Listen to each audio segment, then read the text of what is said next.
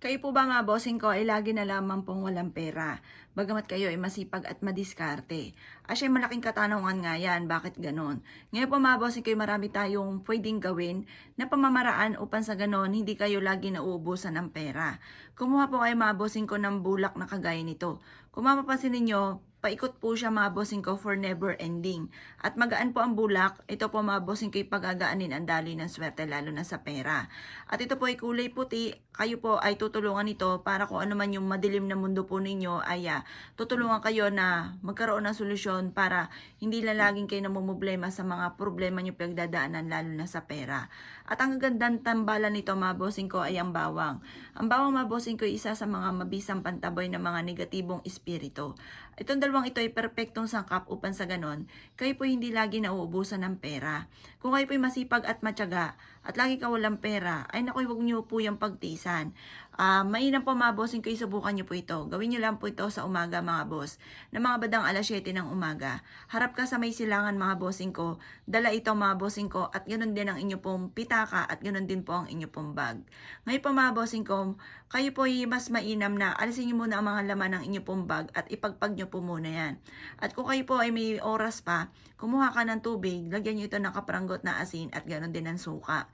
Kumuha po kayo suka mga bossing, kumuha po kayo ng bulak at punasan ng bag po ninyo at ang pitaka. Painitan nyo po ito sa liwanag ng sinag ng araw. At pagkatapos mga bossing ko, pag ito yung pinapainitan nyo na, sabayan nyo na ng pag-wish sa bulak natin at bawang. Sabihin niyo po, sa pamamagitan ng aking sipag at tiyaga at pananalig sa mahal na Panginoon, ay makakamtan ko ang lahat na aking mga pinapangarap. Siksik naglig at umapaw at maraming blessing ang darating sa akin at kailanman na hindi na ako mamumblema tungkol sa usapin ng pera.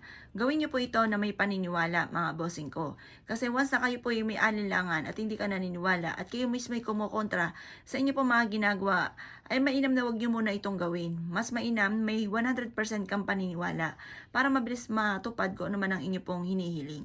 Tapos kapag gumawa ka ng mga pampaswerte or nag-avail ka ng mga pampaswerte, dapat pa mga bossing ko ay lalo nyo sisipagan. Lalo ka mag-iisip ng mga pamamaraan kung paano ka magiging matagumpay. Ang ating mga pampaswerte ay isang kap lamang para tayo maging matagumpay. Ano numero 1 po niyan, sipag at tiyaga, pananalig sa itaas mga bossing ko at para wala ka ng pagsisisihan, saka natin sasabayan ng pampaswerte. Kasi minsan mapapansin po ninyo, masipag ka, matyaga, madiskarte, ginawa na lahat pero lagi ka pa rin minamalas. Kaya dyan papasok ang mga pampaswerte. Kaya kung kayo naniniwala at nais po itong gawin at nais ng pagbabago ng inyo pong buhay, mainam na huwag ka na magpatumpik-tumpik pa. Ito po ay proven na napakaswerte. Basta mga bossing ko, lalo nyong uugaliin araw-araw ang pagiging positibo at laging ibubukas sa bibig ang mga magagandang salitain.